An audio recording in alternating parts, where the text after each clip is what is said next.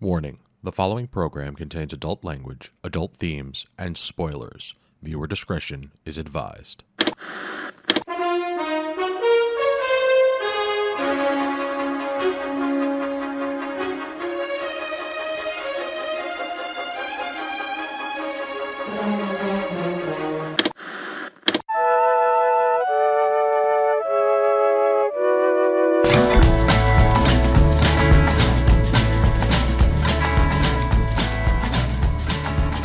Good evening and welcome to this week's episode of This Week's Episode. It is the week of April... let's go with it. It's the week of April 21st, 2022. It's really not, but we intended to record this on April 21st, and I can't be bothered to look at a calendar to figure out, what the hey. It's the week of April 28th. There you go. Edit that out, Evan. Have fun with it. This is episode 251. I'm your host, Kris Randazzo, and joining me tonight is brunch-based cooking show, Karen Randazzo. Now that's a fuckery. Lock and conclusion, Angie Fernot. Coral! And comedian slapper Evan Goldstein. That man is a mountain of a human. Tonight, Charlize Theron brings us The Ocean. Doctor Who gets an Easter special and a whole heck of a lot more. But first, how's everybody doing? Yeah, we're here making a podcast, doing things. Yeah, we are. I'm eating the devil's chicken. So. Yeah, Chick-fil-A, baby. Filet my soul. It's cold chicken nuggies. Delicious. Tastes like cold chicken and racism. Racism. Yeah. I like I my literally just discrimination walked in chicken. from work, took off my dirty work shirt, and just sat down. So. Did you get a job at Chick-fil-A? No. I manage a. Did you get a mustache and a mullet? I did. Get a job at Chick-fil-A? No. Citing artistic differences, the band broke up in May. He just likes the taste of hate, Kris. It's just the taste of hate. It's honestly delicious. Not gonna lie. Anywho. Made with the tears It's of the children. pickle brine. That's what I'm told. It's the chicken is like brined in pickle brine or something. Yes. Well, you say that, but like Sam's Club had their version of Chick-fil-A chicken nuggets, and it was way picklier. Like you could actually taste the pickle, and I was like, no, this is not the same thing. No, Stop it was better. I think they even called it pickle chicken, and I was like, yes, give me this. Give me this all day, every day of my life. Pickle chicken. I don't know. I'll pickle your chicken. Ew. It was great. Whoa. Have you guys been watching any TV? Yeah. I made poor choices. So here's the thing.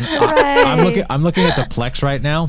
You know, my Plex server, and one of the lines says top-rated TV shows, and in that it gives me recommendations of I don't know who's top rating because it's Disenchantment, Russian Doll, Discovery of Witches. Those are all fine. The Chappelle Show is in there, but MacGruber is in there. The fuck is that? That was the Saturday Night Live spoof of MacGyver. That is I like it. horrific. I can't trust Plex now on their choices of top-rated television. Oh, I'm not sure I trusted Plex ever. Not for that, anyway. I mean, like I go right to your server. Everything else there just seems like this is what we could get our hands on. It's just this amalgamation of strange things and nothing to do with one another. Like, no thanks, Plex. You leave me alone. I'm here for one thing and one thing only. I'm not here for your programming. I'm here for Evan's programming. My Channel Evan. I like it. This is the way. And every time I open it up, it really, really wants me to watch the 2013 Snowpiercer movie. Yes, That's what you get but for talking That's about not- Chris Evans and his ass all the time. Constantly. I mean, the things are listening. It's not that I blame you. Anywho, what you been watching, hon? Oh, Let's hear about these poor choices you've been making. Let me tell you about a little thing called The Walking Dead. oh boy. Oh, boy. Yep. Yeah, I decided...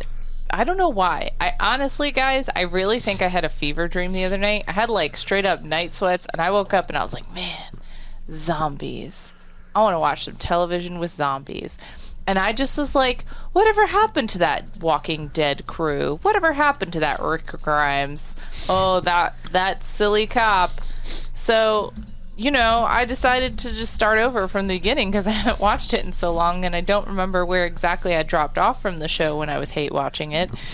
And I just decided, like, let's do it again. Fresh perspective. It's a new day.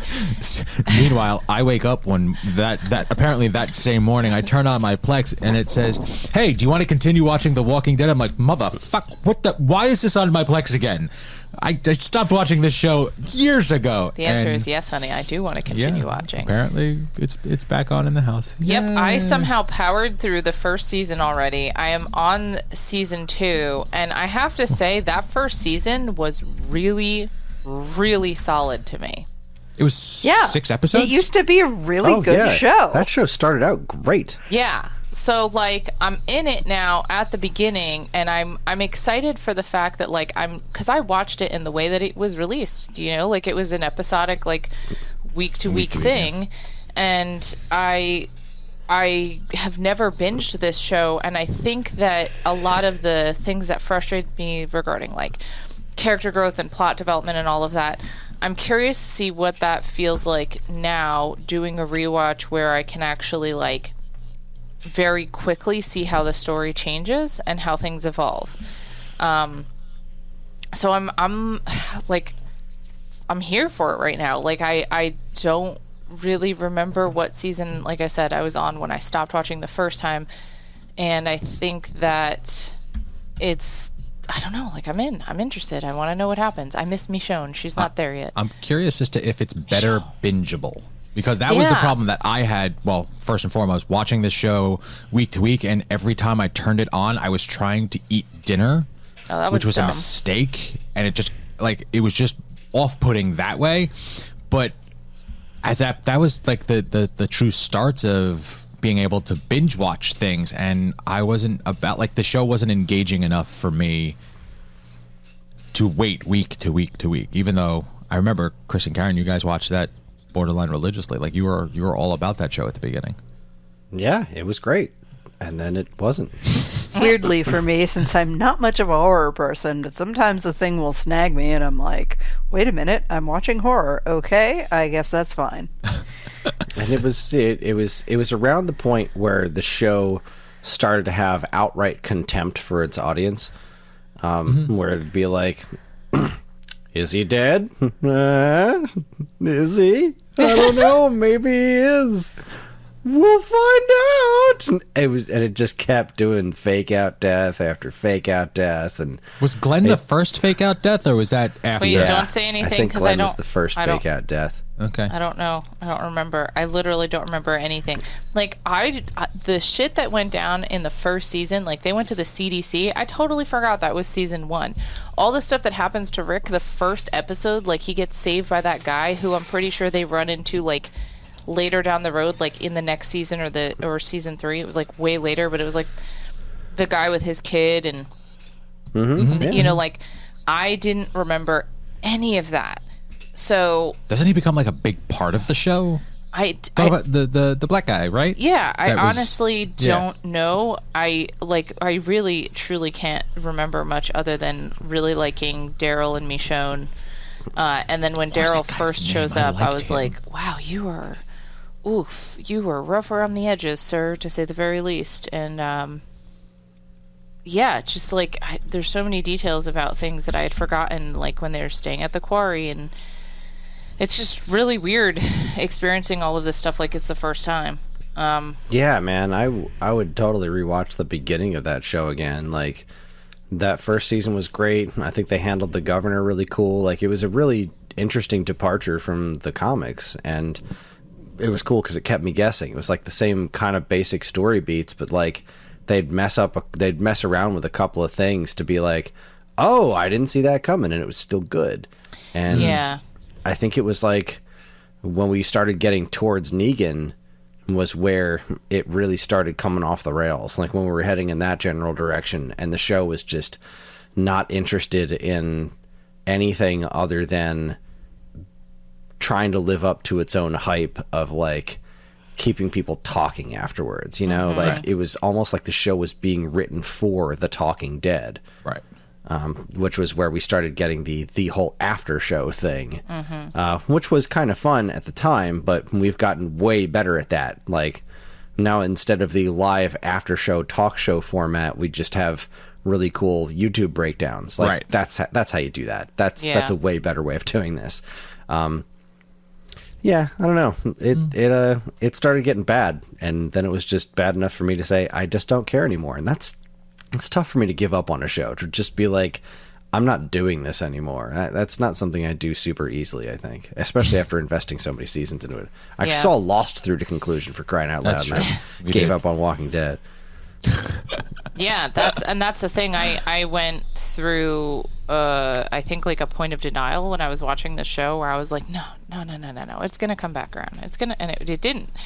And I know I was getting close to where Negan shows up on the show. I think, at least I might even be wrong about that. But yeah, I just, at the time I was like, it's not worth it. It's not worth my time, my energy, or the emotion that I seem to feel, because I'd get so pissed.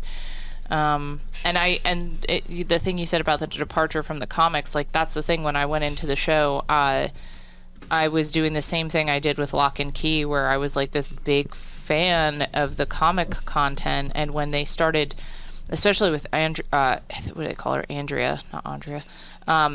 The storyline with Andrea, like all the stuff that was happening with her, being such a dramatic departure from the comics. I don't even remember what happens with her story anymore. I just remember being really, really pissed about the way that her story went down.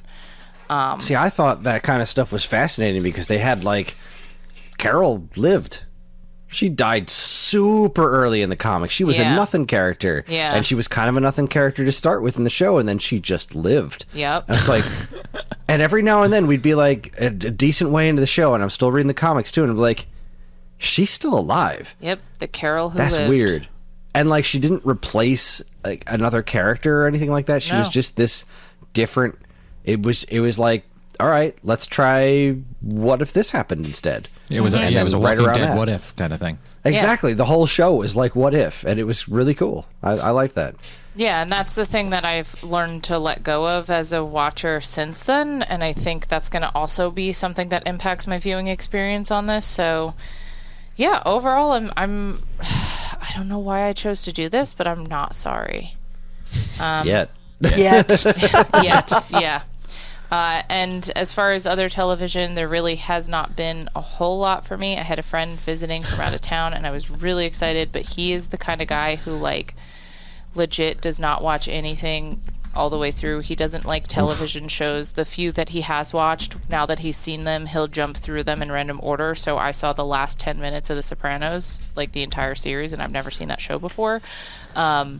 Yeah, I'm looking at the recently played listing, and I could tell when Trav was here. Yeah, so It's like all over the place. Yeah. Futurama. He showed me the last episode of Futurama, too, because I'd never actually seen it, because I'd only ever bounced around that. So he's literally the guy who's just like, you like spoilers? Here's this and only this.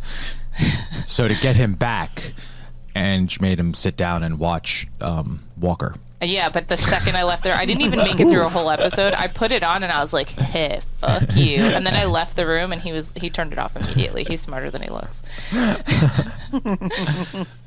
But, yeah, that's... But you what's that show with the Scottish Irish fit dude? Outlander. Watching that quite a bit as well. Oh, yeah, that's right. I'm caught up. Oh, guys, I'm a big dummy, and we already knew this, but I kept thinking for some reason, I'm not sure why, that this was the last season of Outlander. It's definitely not.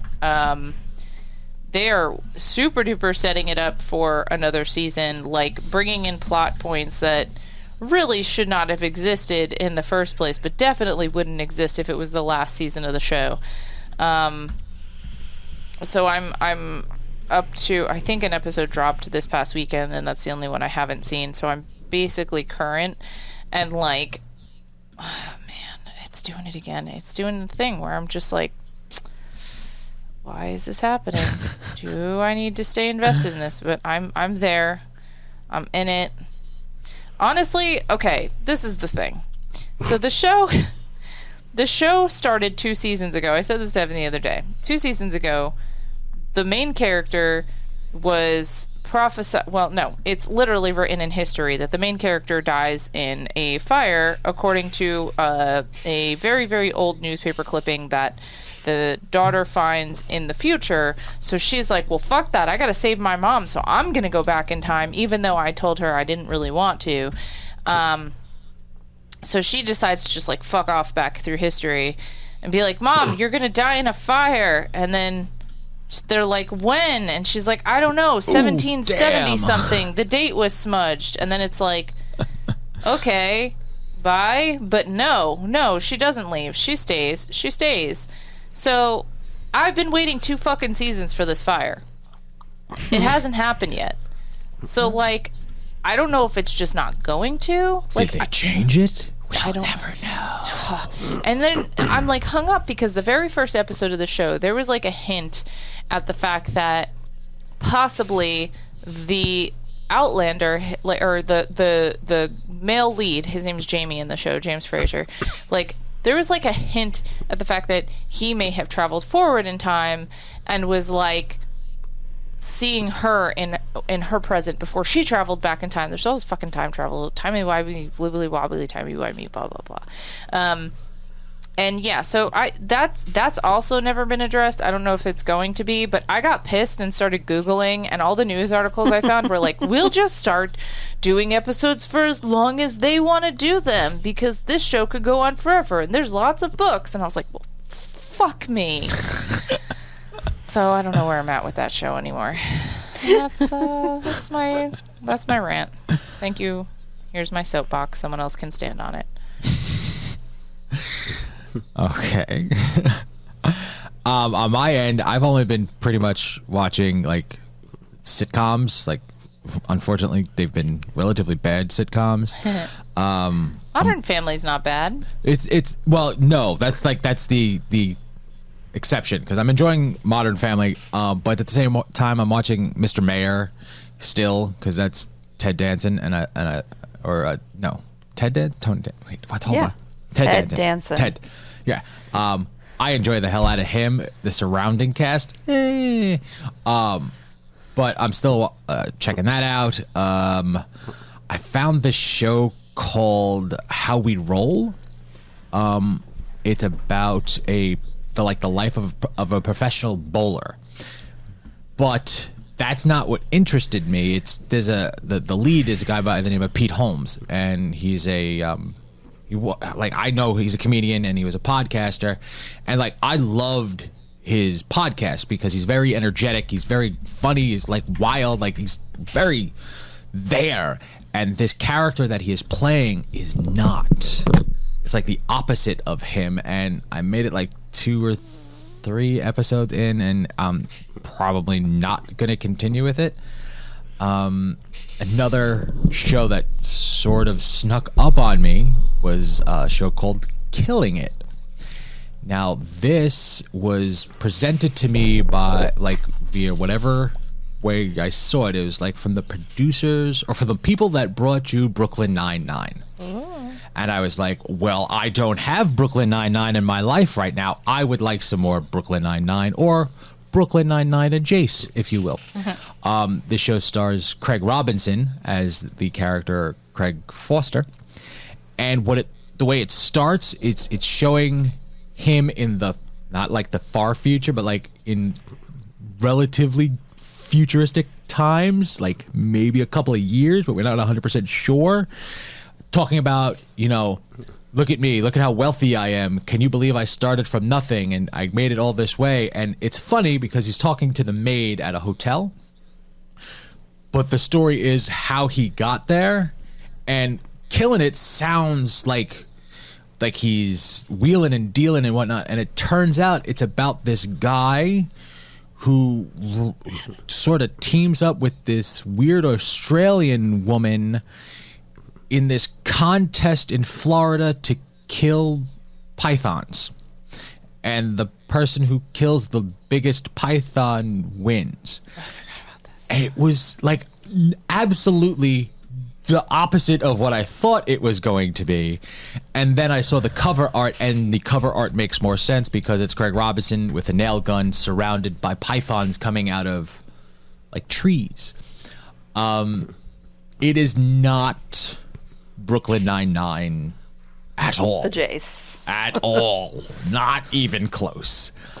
And unfortunately, I like Craig Robinson. I think he's very funny. I think I may give it another episode to see if like it picks up and lets Craig Robinson be Craig Robinson. But as of right now, not so much. Swing and a miss. Yeah. Lastly, did I talk about starting to watch Reacher yet?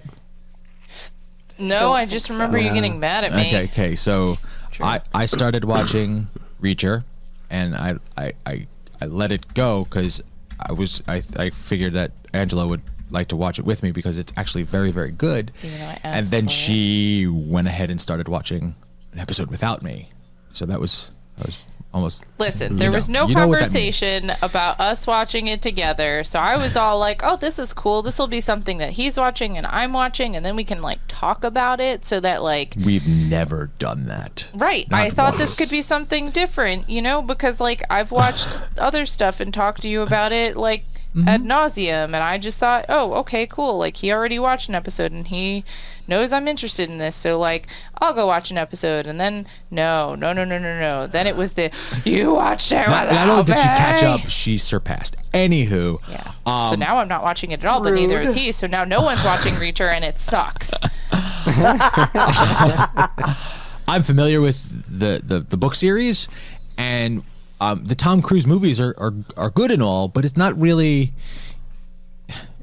true to the book material. This character that's on screen is like they're doing a really good job with it, and Alan Richardson, I think is his name. I know him from like back in Smallville days. He played Aquaman, and then in what's that Nightwing show? Is it Nightwing? No. You're Nightwing. Birds of Prey. No, it was the new where they made Robin Cloak and safe. Dagger. Nope. Other one. No. Titans. Titans. He played Hawk, as in Hawk There we and go. Dove. Okay, I was gonna get there. The man is a mountain. He's gigantic. Like when he stands next to normal sized people, he makes them look dainty. And he's actually acting really, really well in the vein of what that character is. He's very methodical and he's very straight to the point, and the action scenes are great, and like it's really good. I'm really enjoying it. So I'm going to definitely continue with this.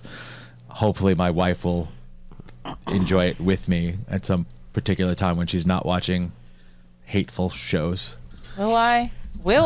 I I don't know. I will. But other than that, yeah, like, got my ghost stories every night. Yeah, you do. I don't know why I find ghost hunters so soothing, but I do. The dulcet tones, like The dulcet tones of what was that? oh, shh, did you hear that? Did you hear that? Things I would never be able to fall asleep to. Yeah, and that's the thing. Like, it's funny. Like, I'm at the season. I don't even know what season it is. Like, another rewatch. But like the two main guys, Jason and Grant, like they're splitting up. Grant is going his separate ways. Oddly, to go partake in a gaming company. Like he's going to be designing tabletop games, which I thought was neat. He's an artist. So, yeah, that's my television. We still have a couple of episodes of Halo to watch that we're waiting. I don't know why we're waiting on. Everything else is pretty much on pause right now. Like Rookie. Yeah, in our defense, we had multiple events recently. It's been busy. Yeah, and we just haven't really had a lot of TV time. And of course, Moon Knight. Like, we're gonna have to discuss the fact that we may have to push next week's recording 1 week so that we can watch the final. If I'm not mistaken, it technically is the next day. It's for Moon Knight, everybody. It's a worthy sacrifice. And Moon Knight is for still. sure. I mean, I'm enjoying the hell out of it. Like, I think they're doing a really, really good job with it. It's keeping me guessing, which is, surprising, seeing as I know a lot about this character, and I'm intrigued by the things that they're showing from the comic series. So they're still doing a good job with that. Lloyd made a comment on Facebook, and I was curious if you saw it, about like how he was a veteran and he's not relatable anymore. Yeah, that was one of the original stories. Like the original story, he was a mercenary. Like he was actually a hired hitman the first time, but he was in the military, and that was part of his issues was PTSD, but now they have definitely hard swung into the dissociative disorder. So Okay. I understand why he takes issue with that, because he connected with that character because of his PTSD.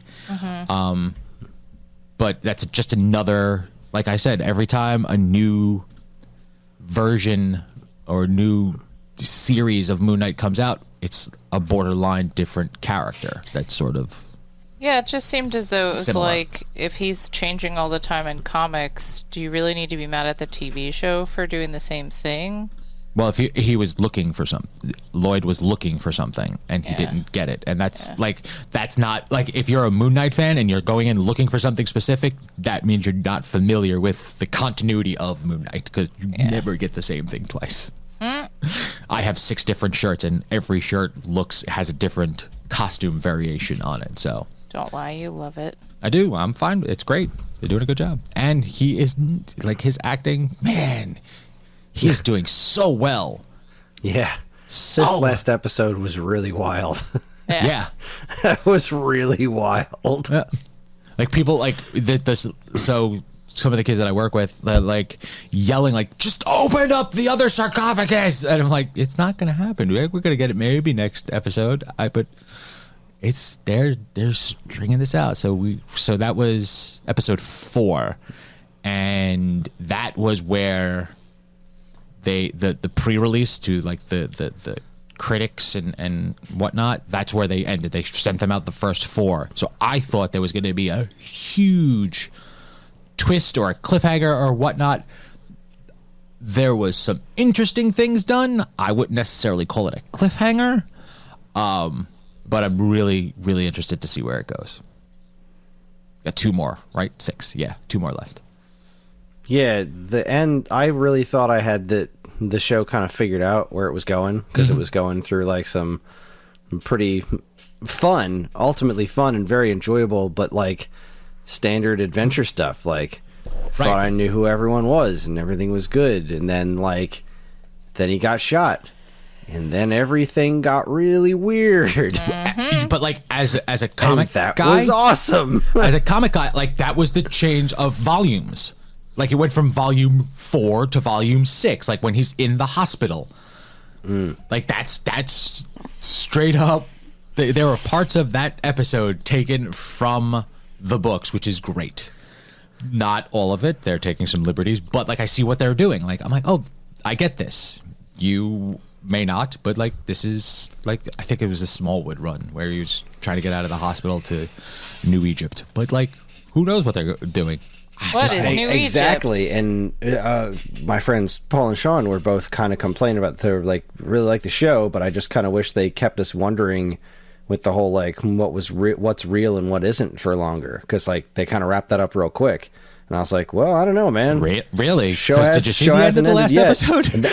that was no, they hadn't. Oh, They hadn't okay. seen that episode yet. So Okay. this was like a couple of weeks ago, and it was like after the second episode, they're like, yeah. Again, I was kind of hoping they'd, like, stick us with the whole, like, wondering what's real and what's fake for longer. And then when the last time I spoke to them, they still hadn't seen the episode yet, because Paul actually sacrificed watching the new episode in favor of watching The movie, the Solomon's the Mine. sequel to that movie, which is somehow even worse. Well, listen. Paul watched, like, every iteration of this movie, and it was all terrible. That's But it was a choice. dedication, and I approved. That so. is dedication. So, yeah, that's where we're at. What about you guys? What have you been up to?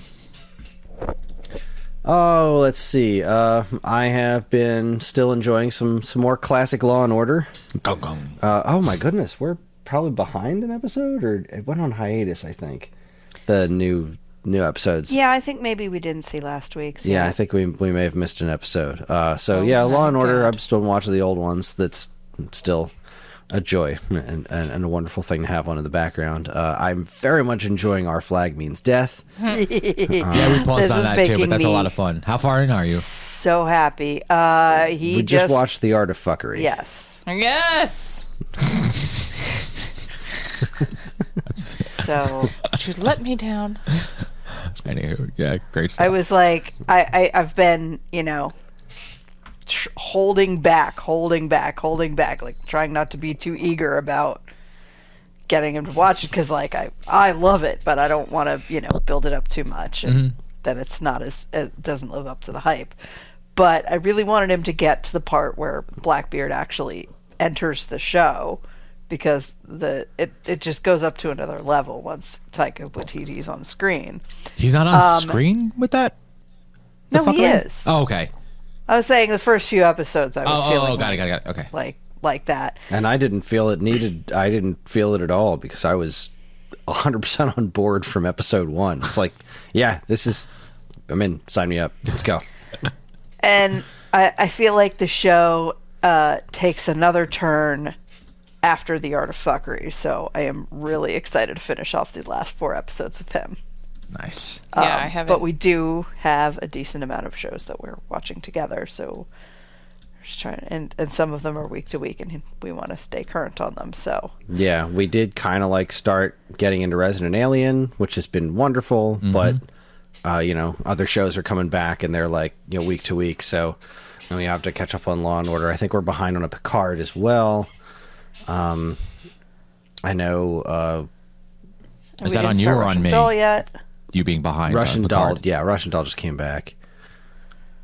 What did you say? Is that on you or on me? You being behind on Picard? If you understand, it's on us. Okay. The episode is. I've noticed that Plex said the episode was available, and we just haven't watched it yet. Okay, good enough. Just making sure I'm not letting you down.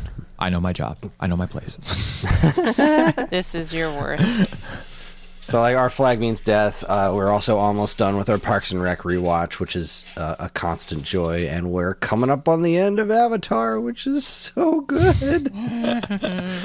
Nice. I mean, I love this last season so much. I love the things that are going to happen still. We just watched the first part of the episode where Sokka teams up with Zuko to go try and free his dad from the boiling lake or whatever it is, and yeah, that's a good time. How are you enjoying last season of Avatar? I've been thinking about this because I've been expecting this question, and like my answer is I like it. I don't think that I'm ever going to have the love for it. I just didn't hit me at the right time in my life or whatever.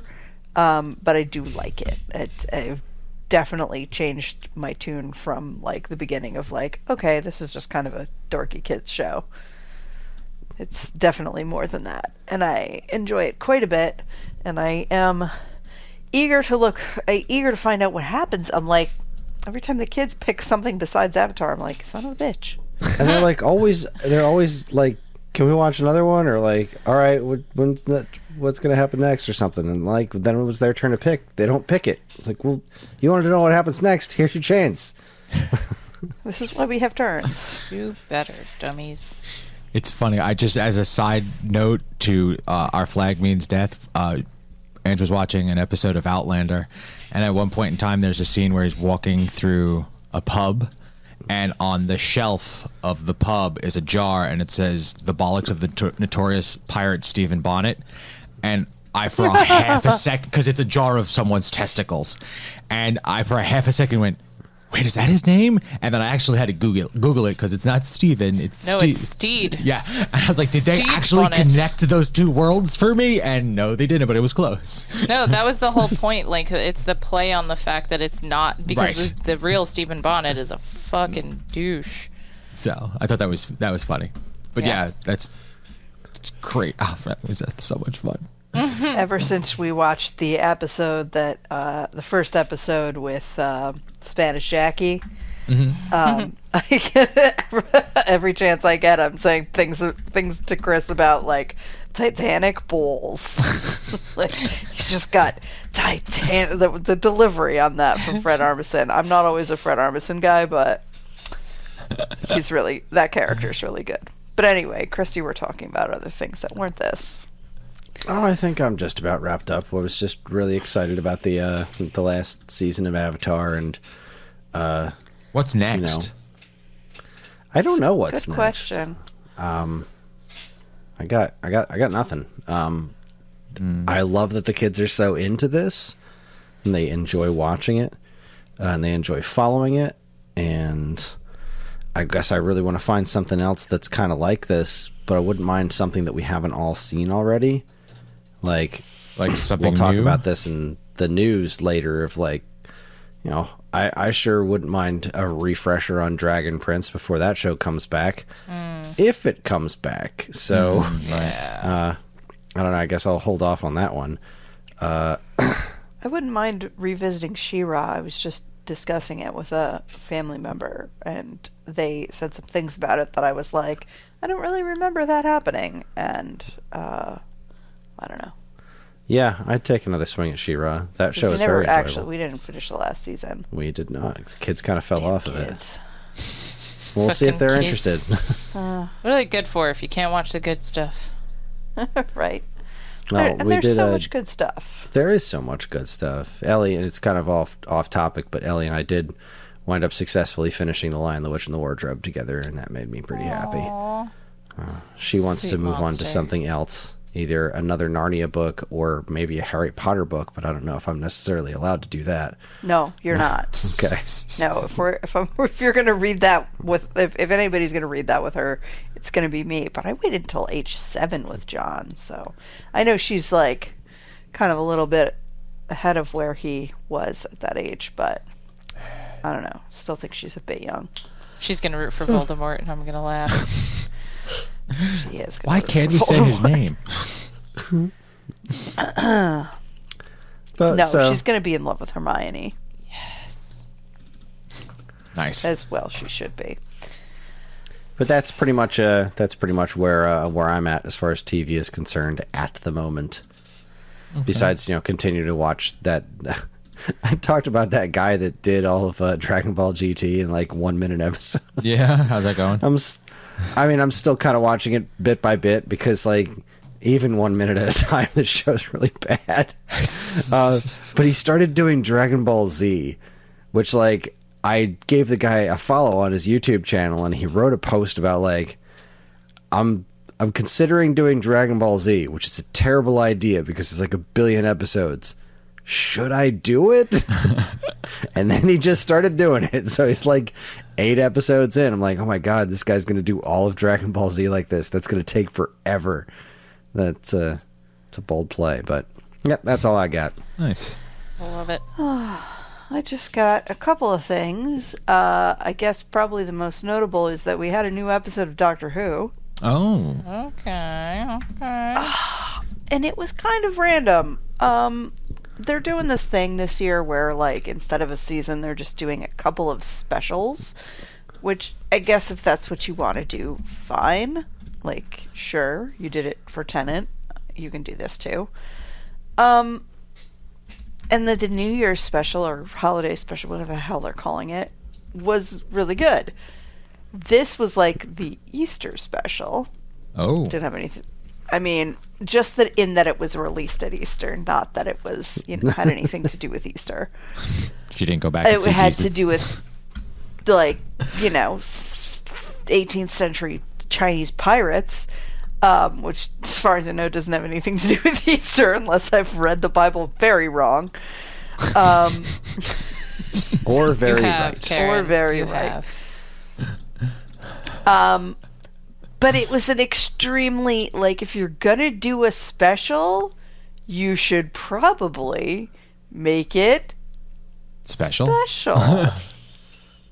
And it was just a very average episode. There were not that, great of stakes. It was not like any classic villains or like it was just an adventure with pirates and aliens and stuff, and that was fun. It was even like less on the humor than some of the past stuff with this crew has been.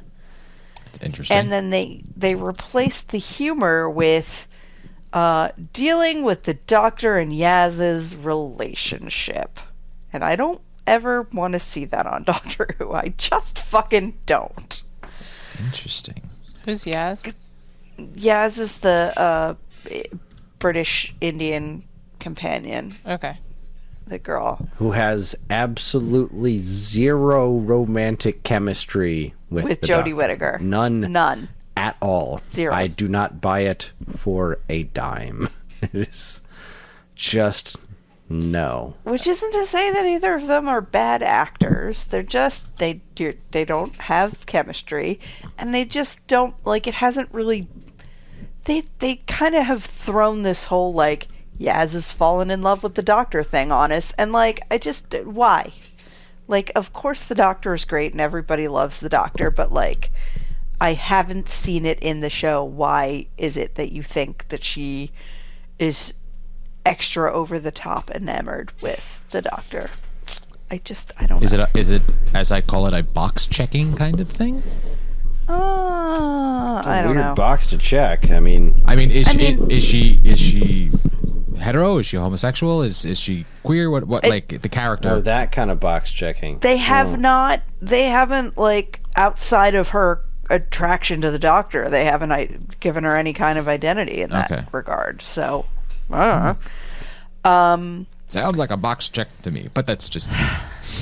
And the other thing that's annoying me about it is that like we've done this before, guys. Like this show has been on 17 years now. I mean, it's been on 60 whatever years, but the New Who has been on 17 years, and we have had a companion fall in love with the Doctor before and dealt with like the fallout of an immortal alien can't be in love with a human because it's going to be painful and the human's going to die, and the human doesn't care because they don't understand the implications of what they're say they're signing up for. And it's just, we've been here before, and like that's kind of exactly what the resolution of this ended up being. Is the two of them finally had a conversation about it after dancing around about it, and the Doctor was like, I just don't do this because I can't, because of the reasons I just said.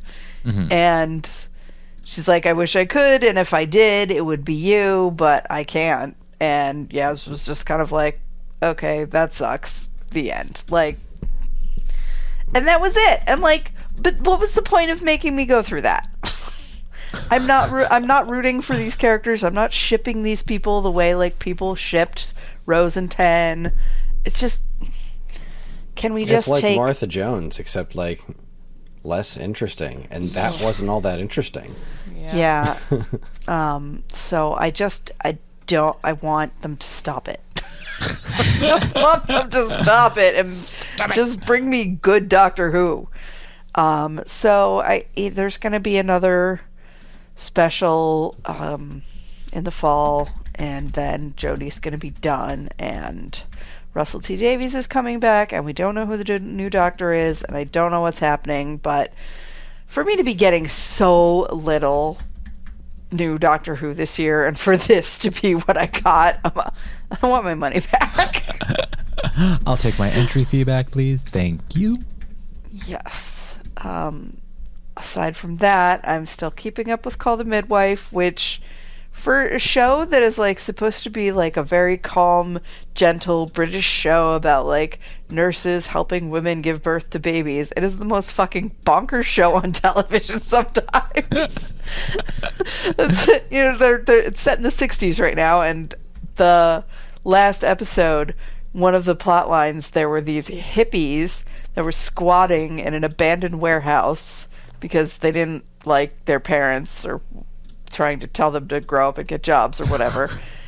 And one of them was pregnant, and like some of the main characters on the show found out about it, and they were like, well, that's not a very safe place to have a baby.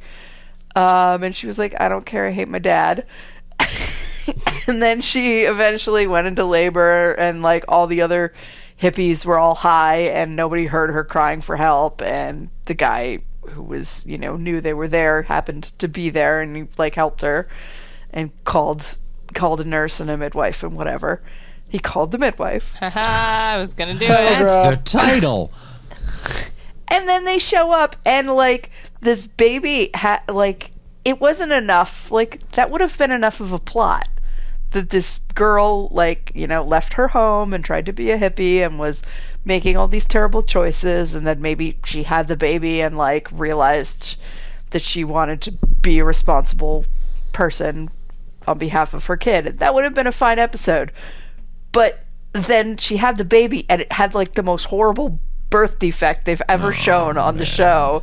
And it was, like, the most traumatic birth that the nurse who helped her had ever seen. And I'm like, what is this? Too much. Is this really Too necessary? This show has, like, so many characters, and I feel like every episode they feel like they need to make sure everyone has something to do, and so they cram so much stuff into one episode that it's, like, completely unbelievable that all these things would be happening all the time. It's very, very soapy, and, like, I don't think that's the intention of the show. Which isn't to say I'm not enjoying it, because I'm very much enjoying it. But, like, it's very bonkers for what it's supposed to be. Nice. Sounds fantastic and terrible. The last thing that I've been checking out is Julia, which was on HBO Max. How is that? It's great. Okay. It's a limited series about Julia Child from the time that she was doing when she started doing the TV show. Mm-hmm. I love Julia Child, and I, like, have read a lot about her, and, like, she's awesome.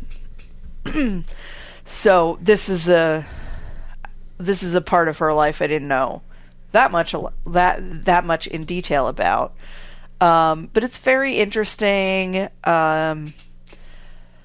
Seeing some like, you know, some of the dynamics, like the dynamic between her and her husband, and the fact that, like, he was supporting her. He had this job in the Foreign Service, and that's when she was doing all her learning how to cook in France and writing cookbooks. And then the different president got elected, and he lost his job in the Foreign Service, and they came back to America, and then she started to get all this success with her cooking and, you know, start this cooking show, and he kind of felt emasculated by it. So it was very interesting kind of, you know, presentation. Has interesting things to say about gender roles, and, like, the fact that she, you know, wanted to do these things and, like, didn't want to create a problem with her husband, but just wanted, you know, success for herself in a time when women kind of weren't allowed to want that.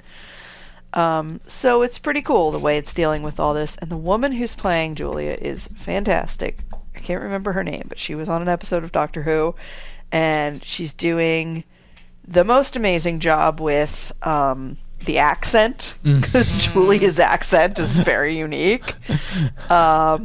So she's fantastic. What's his face? David Hyde Pierce is playing her husband. Really? Oh, that Okay. guy. Nice. And then BB Newirth is playing her friend. So Oh, what is that? it's kind of funny to me that they're both on that show. And Joss Whedon, like, minor person in the Joss Whedon verse, Fran Kranz, who was on Dollhouse.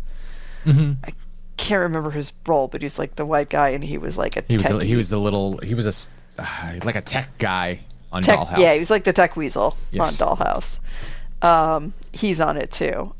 So it's good. I'm halfway through, really enjoying it and wanting to see where they go with it, because just where I've gotten up to in the middle of the series, they have just started, like, filming the season proper. The first 2 episodes were sort of like how she got the idea for the show, and then how she got the network to agree to do the show, and now they're, like, actually starting to do the show. So it's very interesting. There's a lot of, like, processy stuff too about, like, how you make a cooking show, or how you would have made a cooking show in the 60s, because Oh, neat. or 70s, whenever the hell it was. So yeah, very, very good stuff. Highly recommend. And that's what I have. Nice. Okay. Yeah. Well, yeah, I guess that wraps up the first chunk of the show. We've all been watching television. Good for us. We're going to take ourselves a quick break. When we come back, we're going to talk about some things that have been going on in the world of television news. You're listening to this week's episode from Geekade.com. Stick around. And now, here's a quick look at some of the other original content available now from our partners and Geekade.com.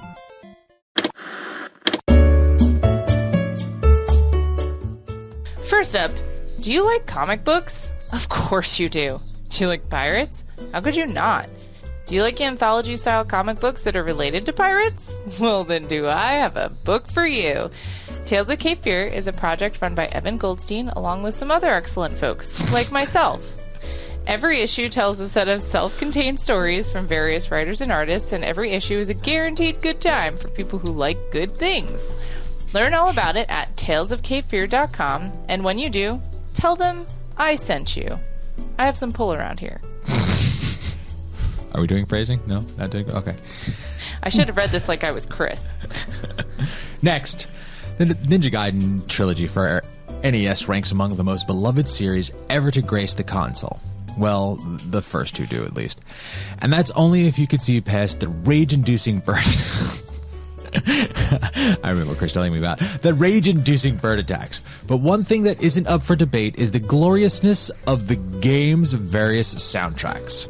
That's why Kris decided to blow a bunch of money he doesn't have on the limited run reissue of Ninja Gaiden soundtracks on vinyl. What's in the box? Was it worth the expense and the wait time? Find Yes. out in Stone Age Gaming limited run Ninja Gaiden soundtrack vinyl box set unboxing on the Stone Age Gamer YouTube channel. It was awesome. It was worth it. Yeah, it was. Dork, I love you. I've listened to him a bunch of times, too. Of course you did. Finally, as you may have heard, and I have heard, in fact I've also seen, there's a new Sonic the Hedgehog movie in the world, and if the internet is to be believed, it's the single greatest thing to ever happen to video game movies. I don't know about that. The internet is never wrong. Of course, there's no way in heck it's just another vapid Hollywood cookie-cutter children's movie with a bunch of Sonic references pasted on top, right? There couldn't possibly be more outdated flossing, could there? Oh, no. Well, Ryan and Andy have seen the movie with their own eyes. Did I mention I also saw it? So they can tell us all for sure. They also close the book on Generation Zero and open a brand new Kirby adventure. Catch all the action in Weekend Rental episode 123, The Gamers Knuckle Up. I saw it, too. It was a Sonic movie. It was neat. A rousing endorsement. Indeed. For all this and more from us and our partners, be sure to keep your eyes on Geekade.com.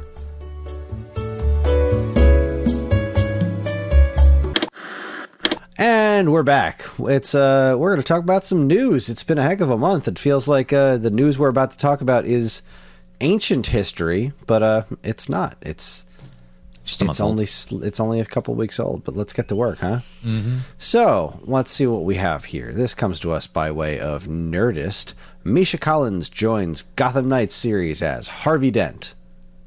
So he's just transitioning the coat from one show to another. I'm on board.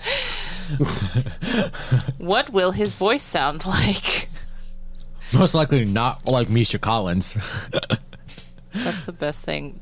For anyone who doesn't know the supernatural lore, Misha Collins just made up that voice on set. That is not his real voice when he's playing Castiel. And it's like overtly different. Not even close. Like, it's a lot of effort for him to talk like that. Mm-hmm. Yes. All right. Is this a cool thing? Are we... Yeah. I what the want hell to is see this Gotham show. Knights? Listen, I support Misha all the way. I just, like... To quote Paul, it's it's a Batman property without Batman. Yep. All right. Yeah. You're not allowed to show Batman in a Batman show nowadays. I don't know if you're aware of that. So. Well, that's neat. Moving on. Let's see. Angie posted this TV line, Ted Lasso Season 3, Everything to Know. I assume this has like a premiere date or something in it? I'm going to be honest with you, I don't remember. Let me go check that out. Oh, I hear Evan humming away. So it's a breakdown of what is pretty much to be expected. Gotcha. If I'm not mistaken, oh wait. Okay, God, guys, this was such an old post. I don't even remember. So I do not remember them having a specific start, but basically what I do remember was it's supposed to be later than, like, it's gonna be delayed, and there was something that held up the production, and it's starting later, but they didn't give like a specific release date. It just said that production started on March 7th. So I don't really know, as far as like the release goes, what it's going to be, because it sounds like they didn't either. But it was just stuff like they were talking, like the biggest thing that got me was the thing that said like Nate's redemption won't come easy, if at all. And that was such a big topic of conversation for us the last time we were watching, that I felt like it was worth seeing them kind of discuss this in the article, because like they talked about the fact that like not everyone gets a redemption arc, and like, you know, we just don't know what the writers are going to do, but we have to trust in them because they haven't let us down yet. And they're also going to have a little bit of history going back into more stuff about Rebecca, which I think is interesting. Oh, God. Huh? Sorry. My iPad just exploded with sound. Oh, cool. Oh, no. Yeah, so I just thought that was exciting. And, yeah, the characters that they're going to bring back, those are cool. But, yeah, just any Ted Lasso news is exciting to me. So that was really it. And the fact that there is an expectation that it should not be the last season of the show, but you know, Hopefully we'll get a season 4. Yeah. And I haven't seen season have 3. found myself on Ted Lasso Twitter. You know how sometimes like you investigate things on Twitter and next thing you know everything in your feed is like Yes. about that. So I'm on Ted Lasso Twitter now, and they are currently filming like all the Ted Lasso fans that are in my feed who live in the areas where it's being filmed are like, oh my God, I saw them, you know, blah blah blah. So That's it's amazing. happening. Good. I'm glad that nothing has derailed it yet. Hopefully it won't happen at all. Indeed, Here's it's a hoping. wonderful show, and I Yeah. want to see Nate get redeemed in some way, shape, or form. We will see. We shall know. Or we won't. Or we won't see that. Maybe it won't happen. Who knows? I still love Ted Lasso. Give it to me. Yeah, no matter what they do, I'm in. I'm on board. Bring me aliens in season 3. You know, who cares? Honestly, Ted I'd Lasso's still be there. in. I'm in for it. I mean, I would like to see Ted Lasso's reaction to aliens. I'm not gonna lie. Especially Resident Alien. Give me some Alan What a Tudyk and Ted crossover Lasso. that would be. Right? I would watch the hell out of that show. Resident Sign Lasso. me up for that. Gimme. Oh boy! All right, let's get into this. Comicbook.com. Really anywhere on Earth could have told you about this around when this happened. This comes from March 27th. Will Smith gets into altercation with Chris Rock during the 2022 Academy Awards. Yeah, that's not real. That's not like. Gasp! I have not It's heard an this odd way to news. word that. What it was Will Smith gets on stage and assaults a human being, then proceeds to sit back down and not get arrested. And say, keep There you go. keep my wife's name out your fucking mouth. So, yeah, Yeah. So, I don't know. We've all seen the video footage of, Chris Rock goes up, tells a pretty stupid joke.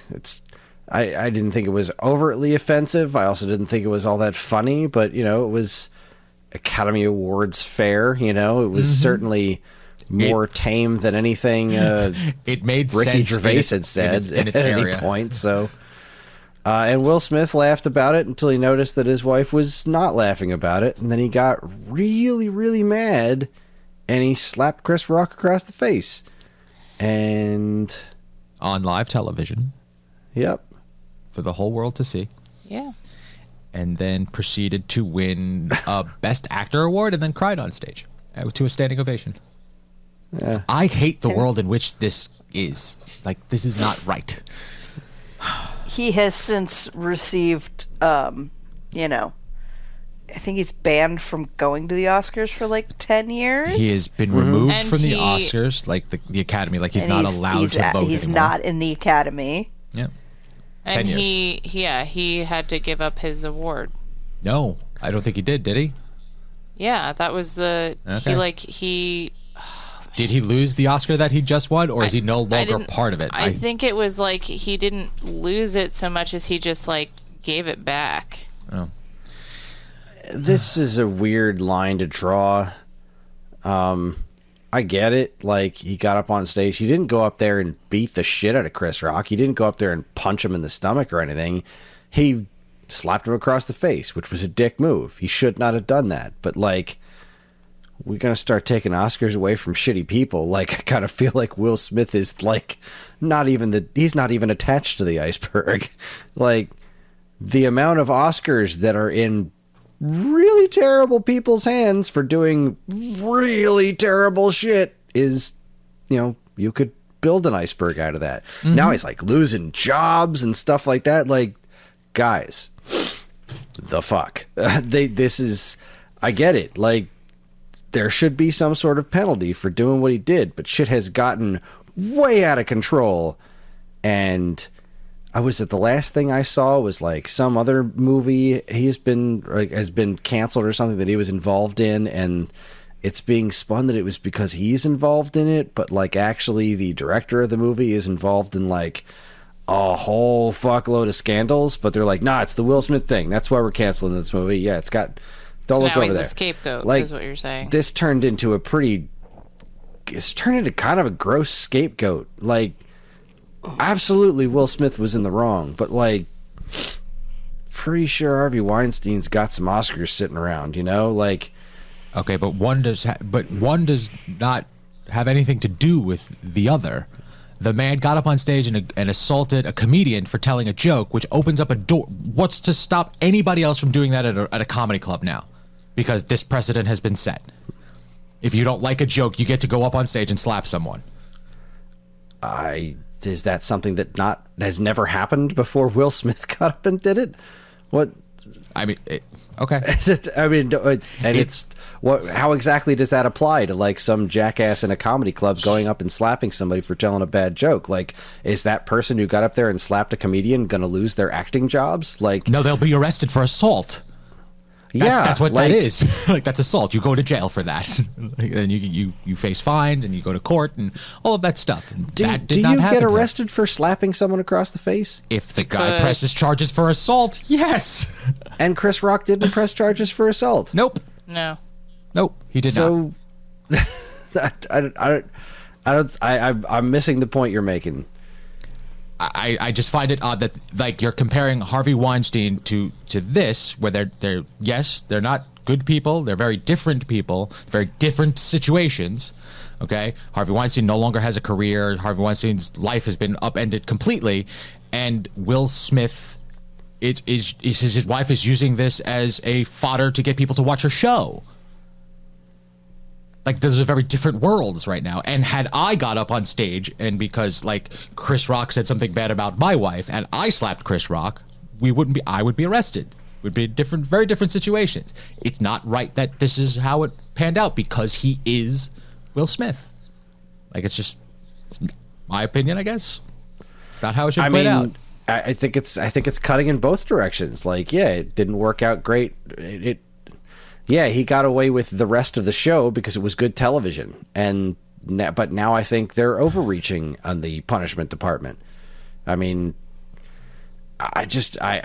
there's so much about this I don't get. Like, okay, ban him from the Oscars for 10 years. Mm-hmm. Cool, that made sense to me because like it happened there. That's any of that other stuff has nothing to do with any like the cancellation and that snowballing effect. That's other people being shitty.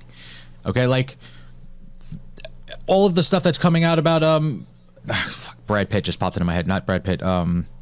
Jack Sparrow. Johnny Depp. Like, that man hasn't had a career for like 2 years now because of all the stuff that he's going through. Like that and some of it was very, very different. Like in the past week, the roller coaster of information that has come out about it The man hasn't had a career in 2 years. Wait, what have I missed that came out in the last week? Because as far as I knew, he was innocent and his wife was terrible. Well, yes, but like that happened in the past 2 weeks. Like he lost this case in Europe. Like that's why it came to America.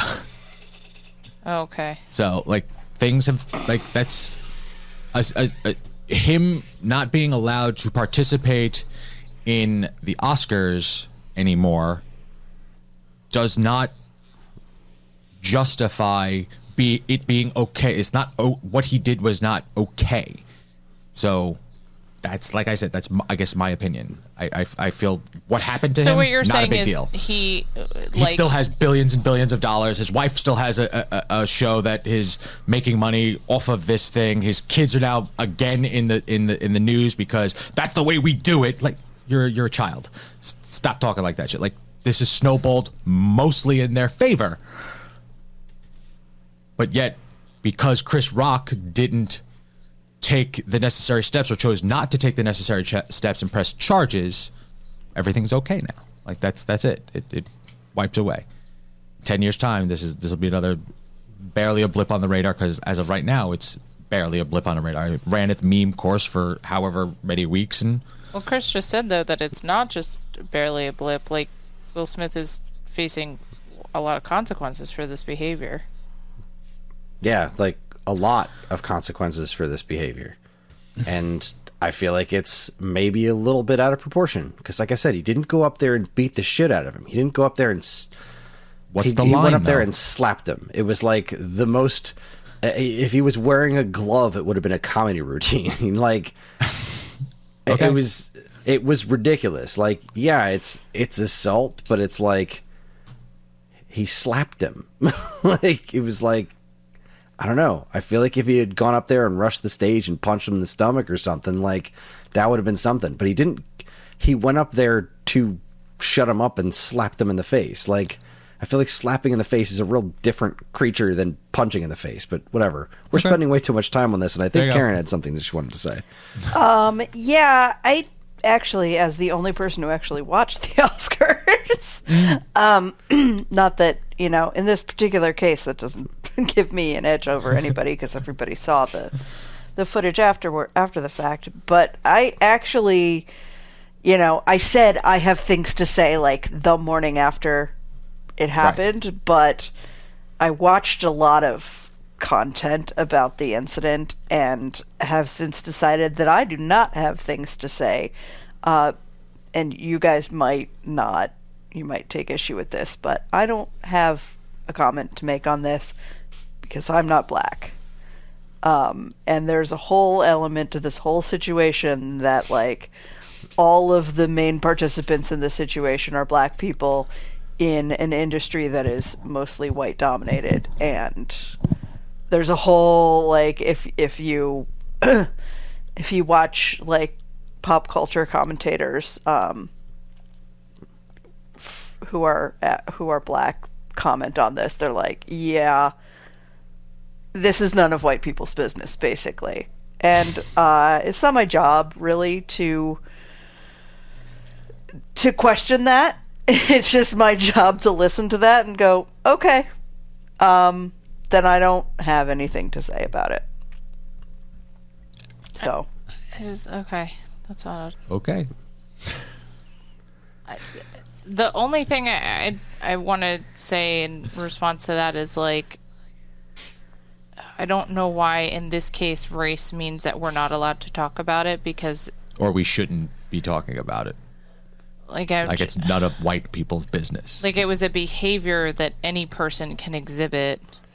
I don't know, that's a very confusing... I'm going to have to, like, sit and process that for a bit. Well, what I absorbed about this after the fact is that yes, anybody could have done this.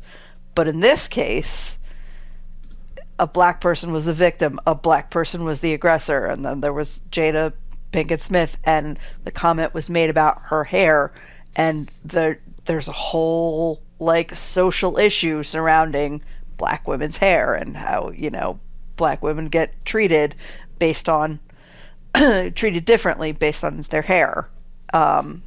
there's just a lot of racial elements to this that don't just make it a simple like a person hit another person. Okay. Okay. All right, Moving on. that is enough of that for the entire world.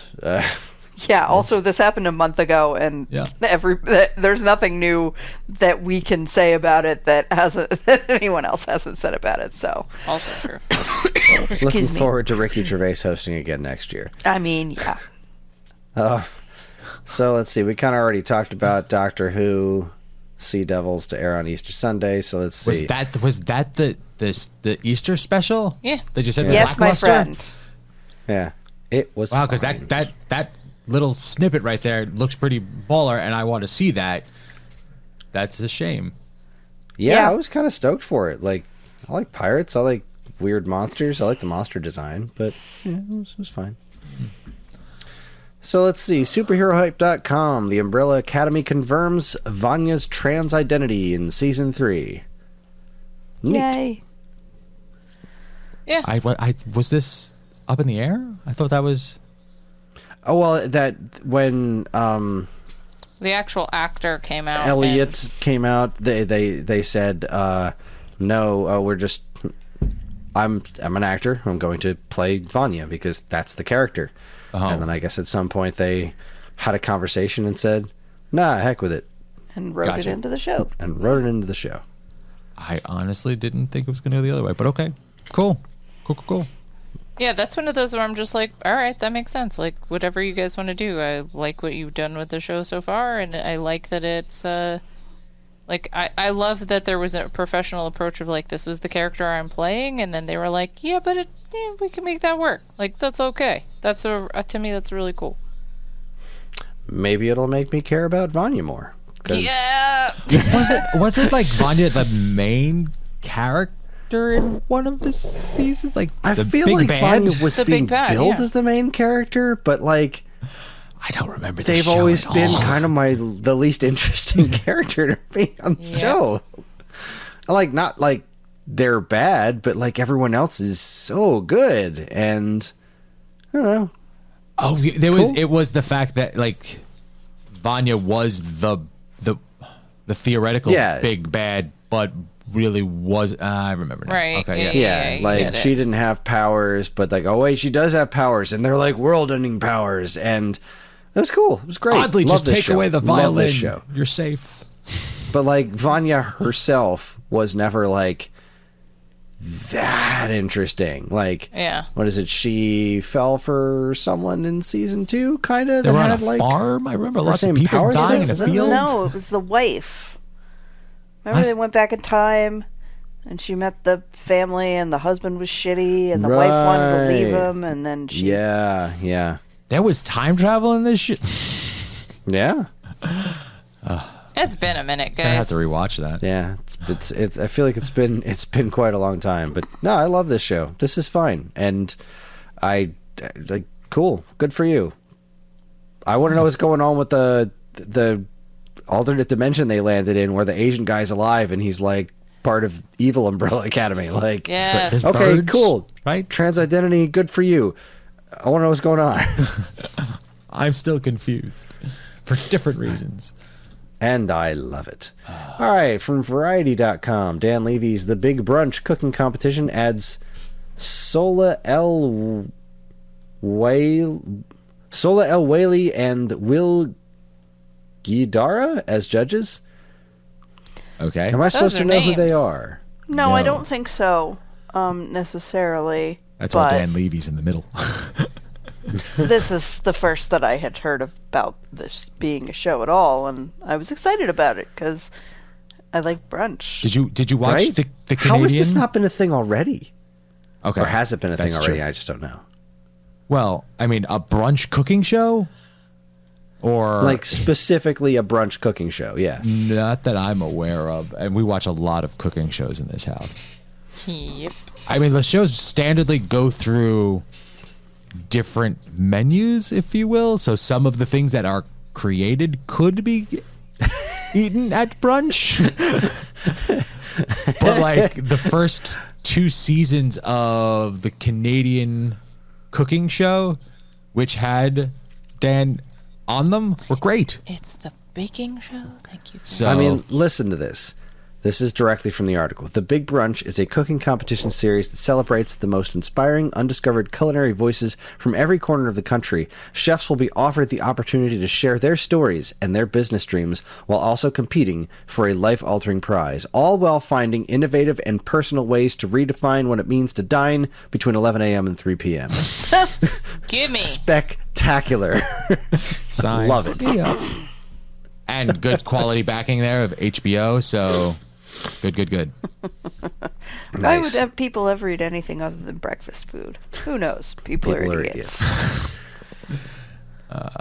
Moving on, Deadline.com. We've got Avengers co-stars Scarlett Johansson and Chris Evans set to lead Red Hot package Project Artemis. Apple makes massive deal for Jason Bateman-directed pick. It's funny we just quoted Parks and Rec because this headline is like a Leslie Knope headline that does not stop. Yes. Deadline is pretty good at those, though. I mean, obviously you had me at Chris Evans. Who's Chris Evans? I have no idea. So, what is Project Artemis? And we can reveal. I was like, Plot details are being kept tightly under wraps, but we hear good things. What? Chris Evans will be on screen once again. Scarlett Johansson and Jason Bateman will be there too. And that's all you need to know. Apparently, that's all they're telling us. Good on ya. I mean, does anybody need any more than that? Not really. I mean, I guess I would want to prepare a meal around it. So do I make is it a heavy dinner kind of show? Is it a light breakfast kind of show? What am I watching here? Is it Brunch. Brunch. There it is. There it Yeah, is. It's a brunch. Yes, bringing it together. All right. Also from Deadline, a much more succinct headline: The Rookie renewed for season 5 by ABC. So yes. Is he still a rookie at this point? We're No. 5 No. years in. No, he is no longer a rookie. Hasn't been for some time now. But this season's been good. They're making some odd choices for like specific episodes, but the overall arc is solid. Yeah. All right, spiffy. I'm still on board, so I will watch more. Nathan Well, Fillion, good. you hummingbird charmer. Yeah, did you see that? Like a hummingbird, like on his Twitter account, he showed that a hummingbird ended up in his house for some reason, and he had it in the palm of his hand, and it wouldn't leave. Would you leave if you were in the Like- palm of his hand? It's true. Solid point. It's adorable. Oh, there you go. What's next? Next up, This is Jonathan Frakes, Xanatos himself, tweeted out this fancy little trailer for the next season of Picard. Oh, So I guess we know Picard doesn't die in season 2. Spoiler alert. Yeah, apparently everyone's coming back. We've got Patrick Stewart, LeVar Burton, Michael Dorn, Jonathan Frakes, Gates McFadden, Marina Sirtis, Brent Spiner, all coming back, joining the isn't? cast for season 3.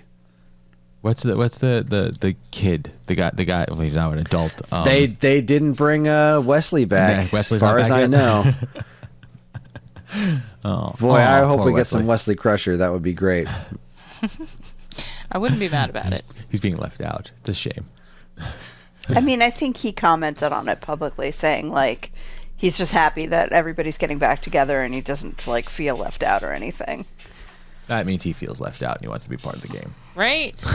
That's how I would take I it. kind of feel like him being involved would be like the one that they keep a secret. Like I feel like if he's involved, it's going to be like the Spider-Man movies where he's gonna deny it because like they put all these up here. The way you find out is you hear the tss of the doors and they slide open and he's just standing there in his uniform. No, they're He's going just to beam him standing up. there, and everyone turns at the same time. Shut up, Wesley. Yes. All right, It actually, I mean, I'm not a TNG person at all, but I kind of think I would like to see him be like, "Shut up, Picard." There you go. That'll work too. We did get somebody telling Picard to shut the fuck up earlier, and that was fun. was great. I'd like to see Wesley do it. All All right, this one actually just came from the Orphan Black Facebook page.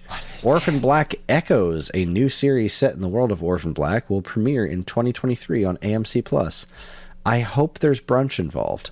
I actually have chill. Like, it's been a long time since I've gotten chills about a television show talk, and I just got chills. Like, I am extremely excited about this show, and I don't know anything about it.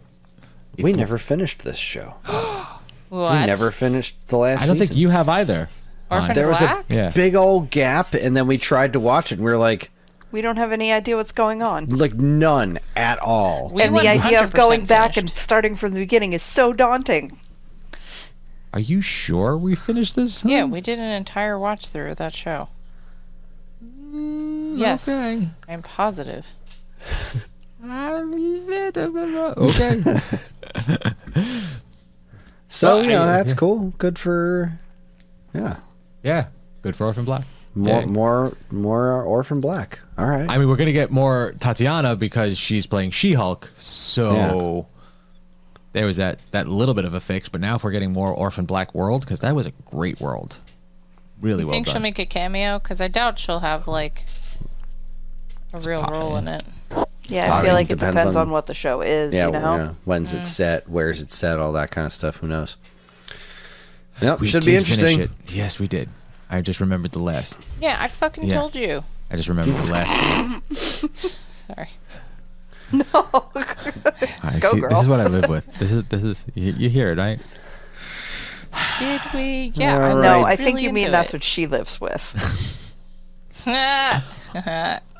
Moving on, Deadline. Killing Eve spinoff focused on Spy Master Carolyn Martins in development at BBC America and AMC Networks. Yeah, I'm here for this. Is she a solid enough? I don't watch this show, so is she a solid She enough was- character to have a spin-off? Okay, did you guys Yes. see the end of the show? Did we talk? I know we talked about it. Yes, we did. Yeah, okay. So she is responsible for the death of a key character at the very end of the show. And I want to know more about that bitch. Interesting. Like, I was so mad at her at the end of the show, but then I was also like, you know what, though? She's held her own this entire fucking time. Like, all right, I'm in. Game on, Carolyn. Game on.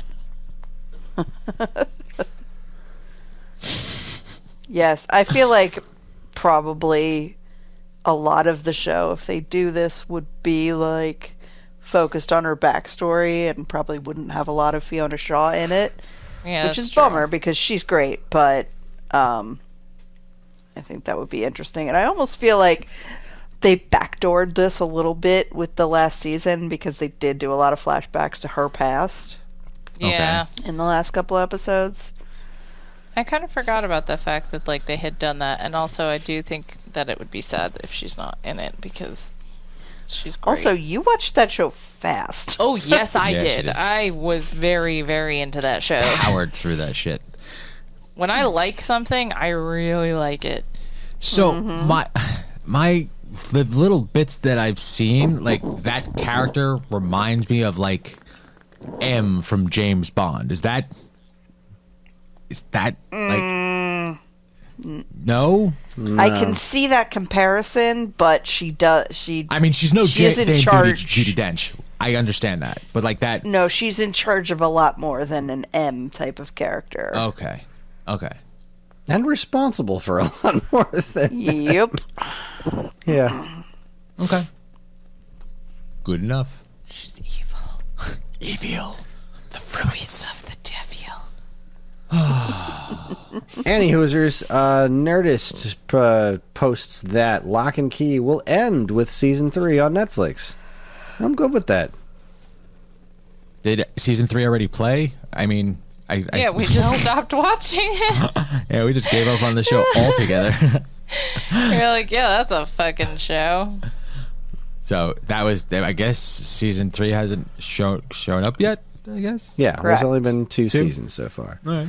And I think the show's great, and I'm super happy to... Let's see, Lock and Key season 3 will debut in 2022, theoretically. So I guess we'll see. I enjoy it. I can't wait to see where how it wraps up, and I'm also glad it's wrapping up, because I feel like it's run its course. So Let's tie it up, finish it off, call it a day. What? I really should look at the news before we start doing this, because this just what? Yeah, this I purposely didn't click on this one because I just kind of wanted to find out in real time. Nerdist also lets us know that Charlize Theron is producing an Aqualad series for HBO Max. I'm okay with an Aqualad series for HBO Max. I'm all right with Charlize Theron producing something. This is not like a match that I would think of. But maybe okay. Yeah, I don't know. This is just a weird pull, but all right. I mean, Have at it, Aqualad man. was great in the animated version. Like, that character was well thought out. So Yeah, Aqualad was great. What was that? Teen Titan? No. Young No. Avengers? No. Young Justice. Young Yep, Justice. Young Justice. Yeah, he was a great character. It's just like, I don't feel like the Aqualad character, like the whole watery, the name itself is very I love the way you're outdated. bouncing all over the place right now. Like, The Aquaman hair is and- kind of a hard sell still, you know? But I guess the movie had a degree of success that I think they're making another one. But like, they got to come up with another name for this character because Aqualad is so like 1950s, you know? Yep. Who refers to anyone as a lad anymore? Just doesn't quite Good work. old days. I'm I think curious. Go ahead, Ange. I was just going to say I'm curious to know how Charlize Theron is going to go about this, because I don't know of her. I wonder if she had anything to do. You know those like badass movies that she's been in as of recent, where she's like kicking everyone's ass. I wonder if she has any sort of production credits on those. Probably. Googling. I did read this correctly, that this show is going to be based on the recent comic or graphic novel Yeah. where Aqualad is gay. Yes. Because And that he was a can't pretty swim. big deal in the comics world, right? Yeah. I don't know. It was, well, I mean, there was like the same controversy that they've had with other stuff, because they did it with Rebirth, where it was like, oh, here's a character that you know as this. Wait, we've changed it. That keeps being a thing. Yeah, so it's not like people are mad because he's gay. They're mad because they keep changing the origin and the nature of characters that were already well known and or established. Even though Aqualad, as far as I know, isn't he fairly new? Aqualad's history been of around comics? for years. Oh fuck me, I don't know. So I think this iteration of Aqualad is pretty recent, but like the character name itself has been around since lad. young men were referred to as lads. Okay, like, so I'm thinking we've of got Robin, we've got Aqualad, we've got Wonder Girl. You know, like everyone had their young ward. I'm thinking of the 21st century version of him. It says DC Comics originally presented Aqualad II as straight in his 2010 debut and with a girlfriend. So when DC rebooted their continuity in the 2016 Rebirth event, they reimagined him as an out gay man. When the Young Justice animated series returned after many years, they also revealed that Kaldram was LGBTQ. He is now one of DC's premier gay heroes. And I think that was kind of the thing that people were like, maybe it was Young Justice, where it was stuff where they just like took a storyline that kind of already existed and then they were like, whoop, here we go, checking boxes. And it's like, this is that ongoing argument that people make about like, listen, we want representation, but like maybe don't take a character that already exists and try and just stick this label on them, make somebody new, or like just have better taste about it. But I'm not reading enough of these comics to say anything other than what I've read on the interwebs, which is just regurgitating other people's opinions that they've shared with me or that I've read about. So Yeah, I mean, with a character like Aqualad, like, if you're going to reinvent a character, I think the most notable mainstream recognition of this character was the Young Justice cartoon. So, I mean, that's not exactly huge. So if you're going to reinvent somebody, why the fuck not? Sure, go for it. As I was questioning, I looked it up. She's been a producer on every one of her badass movies, so she's got some bona fides to do some hardcore action. So that's what I would hope for this kind of thing. There's an Old Guard 2 and Atomic Blonde 2 in pre-production, and one of them was just announced. She was amazing in Old Guard. That movie was so good. Yeah, that was fun. We should watch that again. Anyway, moving on. Let's go. Moving forward, it is, of course, very sad to say that Gilbert Gottfried passed away. He was a funny dude. Every time I hear the name Gilbert Gottfried, like, a noise just happens in my head, and it's his, like, Iago, like his, like, that's not his real voice, but that's his voice that we all know. Yeah. Super, super funny dude. Like, years ago, I got to see him live. Very anticipated. It's a sad loss. So we were actually, after this happened, we were at Kris's parents for something, and Aladdin was on the TV. Aww. And we were like, "Oh, well, there's 2 dead people in this movie." Aww. Yeah, I just, for some reason, the thing that always sticks out when anybody says Gilbert Gottfried, it's either Mr. Mxyzptlk from the Superman animated series or his completely random cameo in an episode of The State. I do not remember this. Oh my god, it was the I think it was the like foreign exchange student episode or something, and like he goes backstage afterwards and he's like super upset, and Gilbert Gottfried is just there. He's like, "Oh, are you upset? Have some soup. Oh, thank you. Do you have any crackers? Crackers? You ungrateful bastard!" It just starts ripping into him for asking for crackers. It was that was it. That was the entire cameo. It was just him yelling at him about crackers. Fantastic. Mm-hmm. Your response to that made that funnier for me than it probably was in reality. I love it. Hilarious. All right, let's see here. We got a Stranger Things 4 trailer. Looking good. Yeah. Looking good? Good. I need to do a rewatch of that show, man, because I was like, what the fuck is happening? It was the same thing. Kris kept asking me questions, and I'm like, he was the guy who did the thing. Don't you remember? Oh, yeah. No. Yeah, like part of me wants to say like let's do a rewatch, but I know what kind of time we have and how much TV there is to watch. So like I'm just gonna find a real good recap series on YouTube and go for it that way. Share whatever you find, because then I'll watch it too. Sweet, but yeah, Stranger Things 4 is looking rad. I'm into it. There was also a trailer for Russian Doll Season 2, which I did not watch because I don't want to. I felt the same way. Like, I don't want, like, you know how I feel about spoilers, but I want to go into this, like, I don't even want to do a rewatch of that show. Like, I want to go into this completely blind. Season 1 was an absolute trip, and I'm already sold. I don't want to know anything about this. I just want to watch it and find out while I'm watching it, because I feel like being confused is a big part of it. It's part of the show.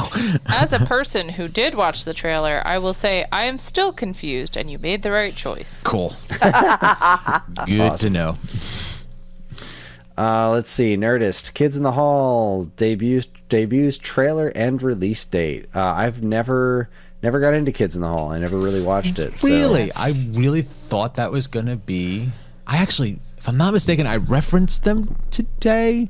Were they the ones that did I Crush Your Head? Yes. Wait, you referenced them? I referenced them today because a kid at work was trying to grab something, like a spider web or something, in the air, and I was far enough away from him that it just looked like he was pinching... It looked like he was crushing my head, but he is so young that he had no idea what I was talking about, and the explanation of it did not help. You're old. You can't explain that sketch. He crushes your head. He puts his thumb up. He says, "Nobody home." I'm looking, and there's nobody home. See, I didn't have HBO or Comedy Central when I was a kid. Same. So Gotcha. this completely went by me. And, like, friends of mine would talk about it from time to time, but it's like we didn't really have TV on DVD back when I was in grade school and stuff. So I never really got around to catching anything Kids in the Hall. So I like all these people. I feel like you would enjoyed like them it and is other like things. a state-esque kind of thing. I think you would enjoy it. Yeah, Even if that's you do, what like, I've a been told. It half-assed just watch kind of never really happened. So I feel like I must have caught it in reruns because I definitely don't remember watching it at that early. But I think they must have rerun it like when I was older and had Comedy Central. And that's how I found it. But like, excuse me. Mm-hmm. I love Kids in the Hall, and I'm very excited about this. And I can't believe like I'm gonna have new Kids in the Hall in 2 weeks. Right? That's nuts. That's crazy. That's This nuts. show has been off the air what 25 years? Yeah, how many- 27. like, it's 26 it says. so yeah. So 88 is when it started, and it ran for like what 4 or 5 years, give or take. So yeah, that's ridiculous. They're all still alive and still funny. Yes. Good stuff. Good stuff. What else we got? Ooh, Well, one left. we're down to our last one, and this is slightly concerning to me. IGN reports that Netflix is slashing animation amid subscriber drops. Netflix has been bleeding subscribers a bunch lately. They've been raising their fees, and That's why they're bleeding. That's why they're losing subscribers, because they keep raising their fees. yeah, One and, feeds into the other. Well, I think the notification that I just got on my phone the other day was like, your Netflix is resubscribed for this month for $16.95 Yeah. or something like that. I think we might be one of those subscribers soon. If you Thank drop you, it, Evan, for your piracy. If you drop it, you'll immediately get an email saying, "Hey, please come back for $10." Guaranteed. I get them every day. It's like Netflix is a needy ex-girlfriend. A $10 ex-girlfriend. Cheap, needy ex-girlfriend. Boom. So Well, they canceled their plans to make a Bone adaptation show. Mm-hmm. They've canceled Roald Dahl's The Twits, and says these cancellations come amid rumors of a changing direction at Netflix Animation. Quote, "We want to be the home of everybody's favorite show." Originally told creators, but this mantra is replaced by "We want to make what our audience wants to see" from Netflix co-CEO Reed Hastings. Netflix has definitely gotten a reputation lately for canceling the ever-loving shit out of shows that people love. yes, And since they never give any of their numbers on anything, it's difficult to tell exactly why a lot of times. So, I don't know, man. I get real nervous about things on Netflix like the Cuphead show. yeah, It's pretty neat.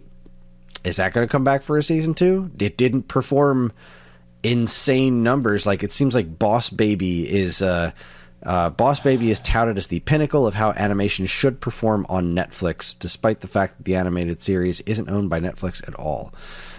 So that's like, if Netflix is in this direction of like, no, if it's not an absolute blockbuster $billion success, then fuck it. But That's how is like Boss Baby super that? disappointing. Fucking Boss Baby. I'm super concerned about the Dragon Prince, Yep. which they previously renewed for like 4 more seasons or something. Which was super exciting because I love this world. I've loved the first 3 seasons, but season 3 aired in 2019. yes. It's been a little while. There's only so far we can blame COVID for that. Yeah, like I'm about ready for some news on the Dragon Prince, and I want to see it, come to its conclusion. But here we are, and that with not a word of any of these seasons that it's been renewed for, which I guess they could just turn around and pull at any time because They're Netflix. That's the way this works. They are And Netflix. this doesn't even take into account the cracking down on password sharing that they've been doing. Yeah. Which I read something the other day that said like something crazy, like 1/3 of Netflix subscribers share their password with someone in another household. Mm-hmm. Like, come on, guys. Yeah, There's a way to do this. The way people were trying to keep it affordable was by sharing the accounts, and now not only are they nixing that, they're raising their prices at the same time. Yeah, and then getting rid of content that we care about. So honestly, and creating an ad-supported tier, yeah, you guys are going backwards, way backwards. Yeah, and I can't help but think that at least a part of this is related to kind of the stuff that we've been talking about. I know everybody likes binging stuff, but look at the success of the things on Amazon and Disney Plus in particular that are going week to week. Mm-hmm. Yeah, it's obnoxious to some people who don't want to watch it that way, but it keeps things in conversation way longer. Mm-hmm. And Netflix just doesn't seem at all interested in doing anything other than the just drop it all out there. Stranger Things is, we've said it a billion times, Stranger Things is the perfect encapsulation of that. And Stranger Things dropped and nobody talked about it a week later. Mm-hmm. Because everybody watched it on day one and then talked about it obsessively for a week, and then that was that. And then Moon Knight, people talk about it every week because every week there's a new episode. And there's things in the middle. Wasn't it Maisel that dropped 2 episodes at a time? Yeah. And I think Our Flag Means Death did the same thing. They put out 2 episodes at a time, and that's great. That's a seriously viable option. Give me 1 night worth of your show per week. That's fine. Yeah, mm-hmm. It's wonderful. So, I don't know. This definitely concerns me. But I guess we'll see what happens. Netflix was one of those. Netflix was a freaking juggernaut, and it was their ball to drop, and then they continued to drop it with some pretty high profile flops like Cowboy Bebop and whatnot. But have you noticed that they're for every flop that they're having via their television arm, their movies are doing really well? I haven't the Adam Project that Adam Project was Netflix, right? Mm-hmm. That allegedly did ridiculous numbers. What is it? Mitchells versus the Machines. That was great. I don't know if it's because casting or whatnot but it seems that their movie arm is still firing on the proper amount of cylinders, if you will. Maybe it is the whole the week to week kind of thing. People are over the binge. I mean, I'm not one of those. I like having everything available to me. I don't like. Well, that's just it. I don't think people like it better that way. I think it forces. It forces it to stay in the conversation longer. I got you. It's not no, this is making people would have the option to binge things. They will. That was again, Stranger Things points directly to that. The last season, everyone binged that within a week. Everyone watched the fuck out of it because they gave it to everybody. But then nobody talked about it afterwards because they were done and they moved on to the other thing. Because that's another. These other streaming services have had to up their game to catch up to where Netflix was, Netflix was smacking HBO around a little bit there for a while. And it's holy shit, this is gigantic. But now you've got real competition from Apple, from Disney Plus, from Amazon.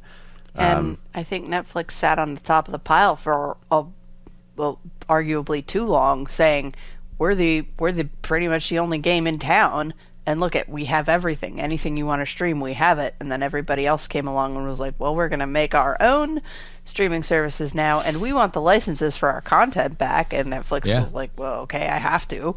So they did, and now they don't have the robust library that they used to have. That's another, That's very true. Yeah, and now they point- want more money point for that against their shittier library. subscribers.